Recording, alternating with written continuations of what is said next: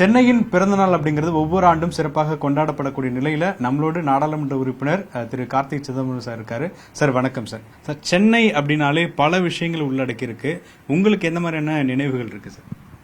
எனக்கு நான் பிறந்தது மெட்ராஸில், வாழ்ந்தது மெட்ராஸில், படித்தது ஸ்கூல் வரைக்கும் மெட்ராஸில், இப்போ இருக்கிறதும் மெட்ராஸில் தான் இருக்கேன். நீங்கள் சென்னைன்னு சொல்கிறீங்க, ஆனாலும் எனக்கு நாஸ்டாலஜிக்காக மெட்ராஸ்ன்னு தான் அது உடனே வரும்.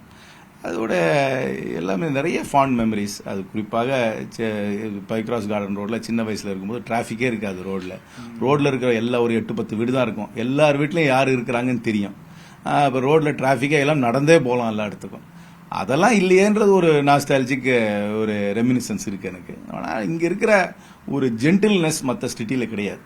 இது ஒரு ஜென்டில் சிட்டி. எல்லாருக்கும் கொஞ்சம் ஒரு பொலைட்டாக காமாக எல்லாரோடையும் ஒரு சென்ஸ் ஆஃப் கம்யூனிட்டி சென்னையில் உண்டு என்பது எனக்கு ரொம்ப பெருமையாக இருக்கு. இந்த சென்னையினுடைய வளர்ச்சி அப்படிங்கிறது இப்போ நிறைய கண்ட்ரிஸோட கம்பேர் பண்ணி சொல்லுவாங்க. அப்படி பார்க்கும்பொழுது அந்த கம்பேரிசன் எப்படி இருக்கு? அதே மாதிரி நீங்க உங்களுடைய சொந்த ஊருக்கும் சென்னைக்கும் இருக்கக்கூடிய அந்த பந்தங்கள், அங்கிருந்து வந்தா சென்னை எவ்வளவு காப்பாத்துது அப்படின்னு பாருங்க. இது ஒன்றும் பெரிய வளர்ச்சியெல்லாம் நான் ஒன்றும் புகழ்ற அளவுக்குலாம் ஒன்றும் வளர்ச்சி இல்லை. நெரிசல் தான் ஜாஸ்தியாக இருக்கு. இது ஒரு சிவிக் கம்யூனிட்டிஸ்ன்றது குறைஞ்சு போச்சு. இப்போ ரோட்ல பிளாட்ஃபார்ம் கிடையாது நடக்கிறதுக்கு.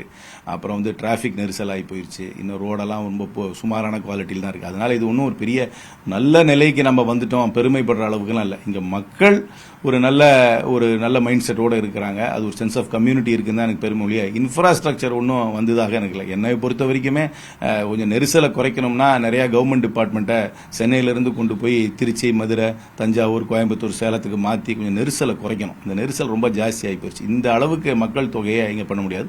அசுத்தமும் ஜாஸ்தி ஆகி போயிடுச்சு. நானே முன்னாடி எல்லாம் பீச்சுக்கு போவேன், அதோடலாம் அசுத்தம் ஜாஸ்தி ஆயிடுச்சு. அதனால இன்னும் மேலை நாட்டுக்கு அளவுக்கெல்லாம் ஒன்றும் வளர்ந்துருச்சு. அதுக்காக பெருமைப்படுற அளவுக்குலாம் ஒன்றும் இல்லை. எனக்கு இப்போ என்ன உண்மையாக கேட்டிங்கன்னா, நான் அடிக்கடி சிவகங்கையில் தான் இருக்கேன். எனக்கு மாநகரியில் இருக்கிற நிம்மதி மெட்ராஸில் கிடையாது.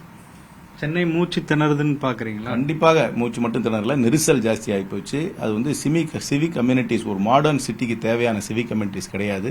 நம்மளுடைய ரோடு வருஷம் மழை பெய்யுது. வருஷம் மழை பெய்யும் போது ரோட்ல தண்ணி நிற்கிது. அதை பற்றி அப்பப்போ புலம்புறோம். ஆனால் அடுத்த வருஷம் அதை பற்றி ஒன்றும் பண்றதில்ல. ஒரு மழைக்கே எல்லா ரோடும் போயிடுது. குப்பையை அள்ளுறதே கிடையாது. இது ஒரு சுத்தமான நகரமும் நான் ஒத்துக்கவே மாட்டேன். இதில் ஒரு குப்பையை அள்ளுறது கிடையாது. பல பகுதிகளில் இன்னும் சமமான வளர்ச்சி வரல. குறிப்பாக நார்த் மெட்ராஸ்ல எல்லாம் இன்னும் நிறைய பண்ணலாம். அது பண்ணாமல் இருக்கிறதுனால தான் பல பிரச்சனைகளும் வருது.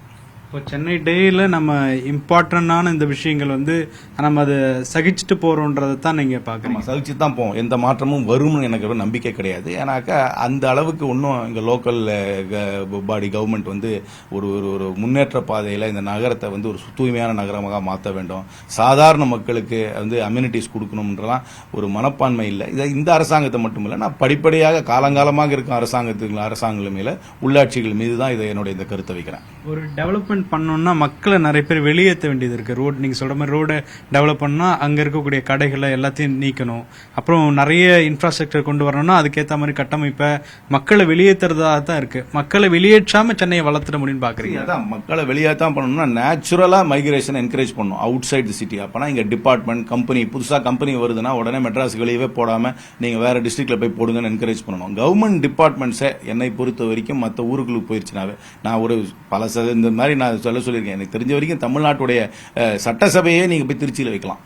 அந்த மாதிரி பெரிய டிபார்ட்மெண்ட்ஸ் எல்லாம் மெட்ராஸை விட்டுட்டு போயிருச்சுனாவே கொஞ்சம் கொஞ்சமா பாப்புலேஷன் அந்த பக்கம் போகும். அதனால இது தலைநகரமா இருக்கலாம். ஹைகோர்ட் இங்க இருக்கு.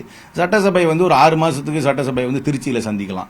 அதுக்கப்புறம் மினிஸ்ட்ரிஸ் எல்லாம் இப்ப டெக்னாலஜி வந்துருச்சு. எல்லாம் வீடியோ கான்பரன்சிங்ல மீட்டிங் நடத்துறாங்க. எல்லாருமே சென்னையில் இருக்கணும்னு அவசியம் கிடையாது. காவல்துறையுடைய ஹெட் குவார்டர்ஸ் இன்னொரு ஊருக்கு அனுப்பலாம். அந்த மாதிரி மினிஸ்ட்ரிஸும் வேற ஊருக்கு போகலாம். கவர்மெண்ட் டிபார்ட்மெண்ட்ஸும் புதுசா வர கம்பெனி மற்ற ஊருக்கு அனுப்பலாம். நெரிசல் குறையும். இந்த மாதிரி எவிக்ட் பண்ணாம நேச்சுரல் மைக்ரேஷன்ல குறையும். அதனால மத்தவங்கள மாதிரி நான் எப்பவுமே பொய்யா புகழ்றது எனக்கு பிடிக்காது.